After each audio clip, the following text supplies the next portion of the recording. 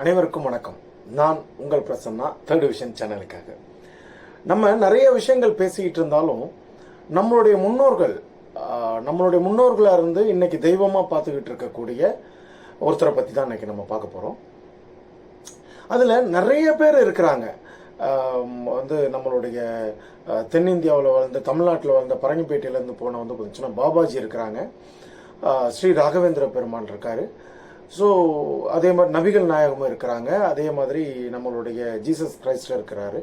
So இந்த வகையில், இந்த வழியில் வந்தவங்க இருக்கக்கூடியவங்க இன்னைக்கு பார்த்தீங்கன்னா பெரும்பான்மையான நாடுகளில் அதிகப்படியான மக்கள் பார்த்தீங்கன்னா நம்பக்கூடிய ஒரு மதமாகவும் இதை பின்பற்றிக்கிட்டு இருக்காங்க.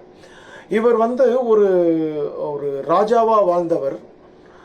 இன்னைக்கு அவர் ஒரு தெய்வமாக அவரை பார்த்துக்கிட்டு அவங்கள பார்த்தீங்கன்னா அவர் சொன்ன வார்த்தைகளை பின்பற்றிக்கிட்டு வந்துகிட்டு இருக்காங்க. அநேக நாடுகளில் இவரை பார்த்தீங்கன்னா எல்லா இடங்கள்லையுமே இவங்க இருக்கிறாங்க. நம்மளுக்கு இந்த நாடு அந்த நாடு அப்படிங்கிற மாதிரி எதுவுமே கிடையாது. அதாவது ஏசியாவில் ஆரம்பித்து அன்டில் அன்லெஸ் அலாஸ்கா வரையும் இன்னைக்கு இருந்துகிட்டு இருக்கிறாங்க. யாரை பற்றி பேசிக்கிட்டு இருக்கோம், யாரை பற்றி பேச போகிறோம் அப்படிங்கிறது உங்க எல்லாருக்கும் புரிஞ்சிருக்கும், நிச்சயமாக தெரிஞ்சிருக்கும். வணக்கம் நண்பர்களே. இன்னைக்கு நம்ம பார்க்க போகிறது மகாராஜாவா வாழ்ந்த நம்மளுடைய எல்லாருக்கும் பரிச்சயமான, நம்மளுடைய ஏஜ் குரூப் எல்லாருக்குமே நிச்சயமா தெரிஞ்சிருக்கும். இப்போ வளர்ந்து வந்துட்டு இருக்கக்கூடிய இளைய சமுதாயத்தினருக்கும் இளைய பருவத்தினருக்கும் இனிமேல் தான் என்னுடைய லைஃப்ல நான் ஒரு ஸ்டேஜ் எடுத்து வைக்க போறேன், எல்கேஜி யூகேஜி போறேன் அப்படிங்கிற குழந்தைகள் வரைக்கும் தெரிஞ்சுக்கக்கூடிய ஒருத்தர் தான் இன்னைக்கு நம்ம பார்க்க போறது நம்மளுடைய புத்தர். அப்படின்னு சொல்லும்போது நிச்சயமாக நிறைய மக்களுக்கு இப்போ தெரியும். இப்போ எல்லாருக்கும் தெரிஞ்சிருந்தாலும் இப்போ அநேக இடங்கள்ல நான் பார்த்துக்கிட்டு இருக்கேன். ஒரு வீடு கிரகப்பிரவேசமாக இருக்கட்டும், இல்லை ஒரு ஃபார்ம் ஹவுஸாக இருக்கட்டும், இல்லை ஒரு வீட்டிலேயே கூட அவரை வச்சு வழிபட்டு இருக்காங்க. இது நான் பார்த்த வரையும் அவர் இந்தியாவில் இருந்தவர் தான். இங்கிருந்து தான் அதுக்கப்புறம் அப்படியே பயணப்பட்டு இன்னைக்கு எல்லா இடங்கள்லையும், உலகளாவிய இடங்கள்ல அவர் நம்ம இப்போ பரவி இருக்கிறாரு. சரிங்களா? அப்பேற்பட்ட ஒரு புத்தர் அவர் சொன்ன ஒரு 5 போதனைகள் மட்டும், நம்மளுக்கு வாழ்க்கைக்கு தேவையான ஒரு 5 போதனைகள் மட்டும் என்ன அப்படிங்கிறத பார்ப்போம். அதை என்னன்னு பார்த்துட்டு அதுக்கு தகுந்த மாதிரி அதை நம்ம கடைபிடிக்கணும். சரிங்களா? அது என்னென்னு பார்க்கலாங்களா? புத்தர் சொன்ன 5 போதனைகள் வாழ்க்கையில் கடைபிடித்தால் மன அமைதியும் வெற்றியும் உங்களை தேடி வரும். சரிங்களா? அதாவது அவரு நிறைய விஷயங்கள் சொல்லியிருந்தாலும் நம்மளுக்கு ஒரே ஒரு விஷயம் மட்டும் எல்லாருக்குமே ரொம்ப ஈஸியா நம்மளுக்கு மனசுல பதிஞ்சிருச்சு. அது என்ன அப்படின்னு கேட்டீங்கன்னா, ஆசையே அழிவுக்கு காரணம் அப்படிங்கிற ஒரு விஷயம் மட்டும் எல்லாருக்கும் ஆணித்தனமா தெரியும். ஏன்னா இது எல்லா படங்கள்லையும் எல்லா இடங்கள்லையும் இதை பேசப்பட்டு இருக்கும். ஸோ இது இல்லாம இன்னும் நிறைய விஷயங்கள் அவர் நமக்காக நல்ல ஒரு செய்திகளை அவங்க சொல்லியிருக்கிறாங்க. அது என்னன்றதை பார்ப்போம். முதல்ல கோபத்தால் வெல்ல முடியாது அப்படிங்கிறத ரொம்ப ஆணித்தனமா சொல்லியிருக்கிறார். கோபத்தால் வெல்ல முடியாது அப்படிங்கிறது என்ன அப்படின்னு கேட்டீங்கன்னா, நம்ம ஒருத்தர் நம்மளை கோபமா திட்டுறாருன்னு வச்சுக்கோங்களேன். அவங்கள நீங்களும் அதே வேகமாகவும் அதே கோபத்தோடய நீங்க அவங்க கிட்ட பதில் சொன்னீங்க அப்படின்னு சொன்னால்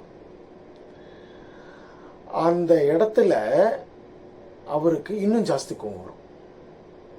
அதே அவர் உங்களை திட்டும் பொழுது அமைதியாகவும் அவங்க கிட்ட ஒரு மரியாதையாகவும் பேசினீங்கன்னா அவருடைய கோபம் தணியறதுக்கு நிறைய வாய்ப்புகள் இருக்கு.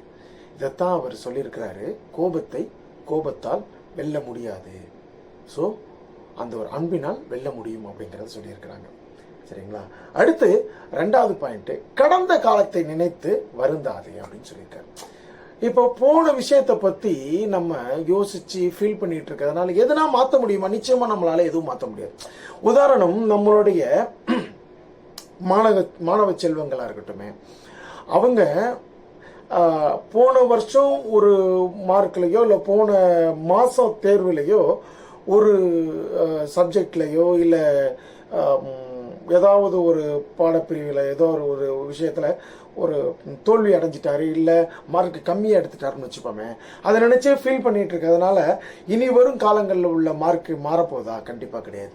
அப்போ என்ன பண்ணணுங்க, அந்த தோல்வியை நம்ம அதை மைண்டில் எடுத்துக்காம, பட் இனிமேல் நம்ம அந்த தோல்வி வரக்கூடாதுன்றதை நினச்சி நம்ம படித்தோம்னா நெக்ஸ்ட்டு நம்மளுடைய தேர்வில் வரக்கூடிய தேர்வை பார்த்திச்சுன்னா எப்படி சந்திக்கலாம், ரொம்ப மகிழ்ச்சியோட நம்ம அடுத்த தேர்வு நம்ம நிச்சயமாக நல்லபடியாக பண்ணலாம் அப்படிங்கிற ஒரு உத்வேகத்தோட நம்ம செய்யலாம். அடுத்து சரிங்களா? அடுத்து இப்போதான் நம்ம சொன்ன பாயிண்ட்டுக்கு வரோம். அவர் சொன்னது தான். இப்போ நிறைய விஷயங்கள் என்ன சொல்றாங்கன்னா, நீங்க என்ன யாருமே சொல்ல போறீங்களா அப்படின்ற மாதிரி கேள்வி இருக்கு. இந்த உலகம் அந்த காலத்திலேருந்து இன்னைக்கு வரையும் 5000 வருஷம்ன்றாங்க, 3000 வருஷம்ன்றாங்க, 10,000 வருஷம்ன்றாங்க. ஆனால் ஒருத்தவங்க சொன்னதை தழுவி தான் அடுத்தடுத்த வரும். புதுசாக சொல்றதுன்றது யாராலையும் கண்டிப்பாக முடியாத ஒரு விஷயம்.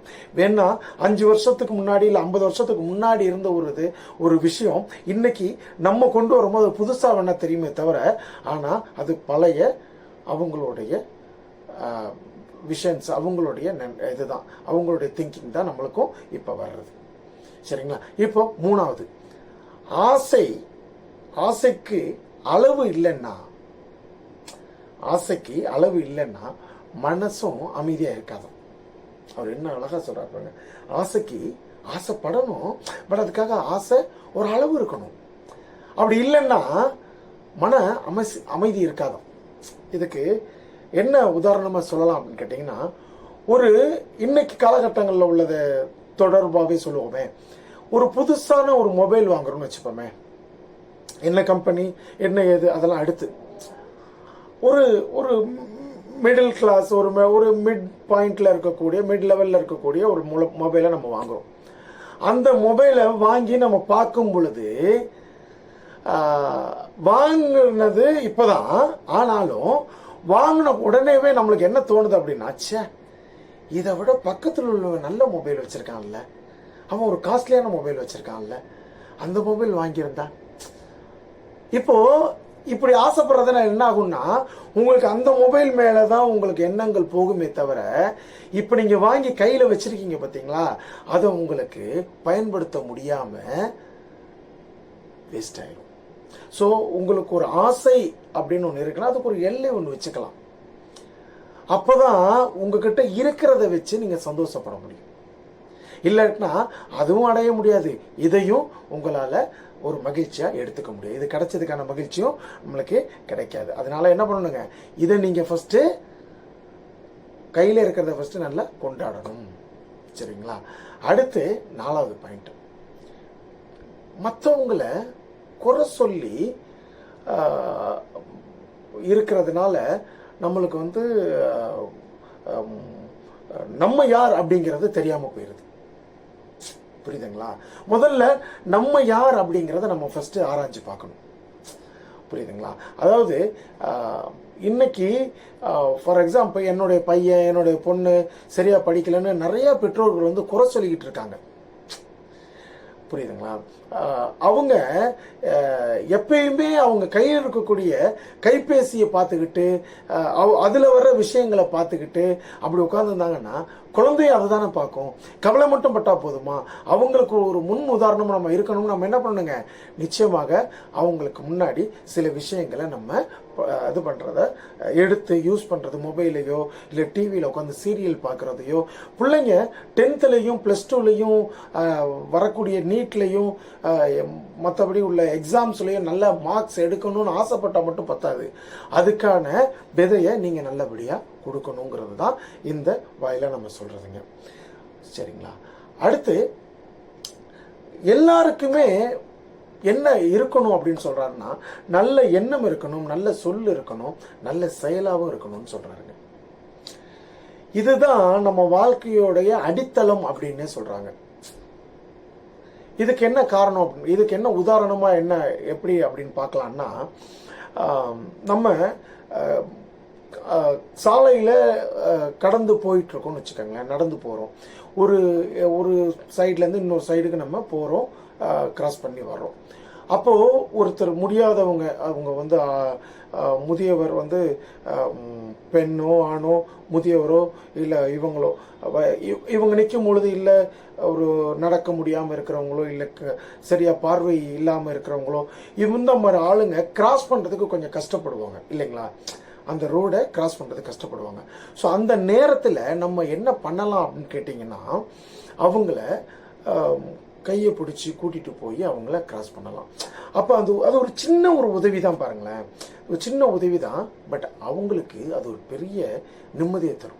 ரொம்ப நேரமாக நின்று பார்த்துட்டு இருந்திருப்பாங்க, ஆனால் நீங்கள் அதை அந்த ரோடை கிராஸ் பண்ணி விடும் பொழுது அவங்களுக்கு ஒரு பெரிய மகிழ்ச்சி. ஸோ இந்த மாதிரி எண்ணங்கள் தான் நம்மளுடைய அடுத்த லைஃபோடைய அடுத்த தளத்துக்கு இது நம்மளை கொண்டு போகும். சரிங்களா? புத்தர் சொன்ன 5 போதனைகளை பற்றி நம்ம இன்னைக்கு பார்த்தோம். இது அவர் வந்து ஒரு மதத்திற்காக மட்டும் அவர் சொல்லலைங்க. மனுஷனுடைய வாழ்க்கையில் எல்லாமே ரொம்ப நேர்த்தியாகவும் அழகான வாழ்வதற்காக அவர் ஒரு வழிகாட்டுதலை சொல்லியிருக்கார்.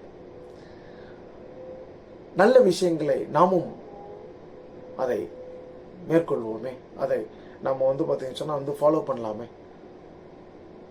சரிங்களா? கண்டிப்பாக இந்த வீடியோ உங்களுக்கு பிடிச்சிருக்கும். லைக் பண்ணுங்கள், ஷேர் பண்ணுங்கள், கமெண்ட் பண்ணுங்கள், சப்ஸ்கிரைப் பண்ணுங்கள்.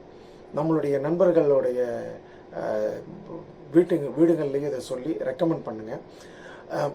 அநேக மக்கள் வந்து சப்ஸ்கிரைப் இல்லாமல் பார்த்துட்ருக்கிறீங்க. நிச்சயமாக உங்களுடைய கருத்துக்களை அதை சொல்லுங்கள். இந்த 5 பாயிண்டில் நம்ம வந்து எதை எடுத்துக்கிறோம், எதை இதுவரையும் நான் வந்து பார்த்தீங்கன்னா ஆல்ரெடி நான் இதை வந்து ஃபாலோ பண்ணிகிட்டு இருக்கேன் அப்படிங்கிற விஷயத்த நம்ம கமெண்டில் சொல்லுங்கள். நன்றி, வணக்கம்.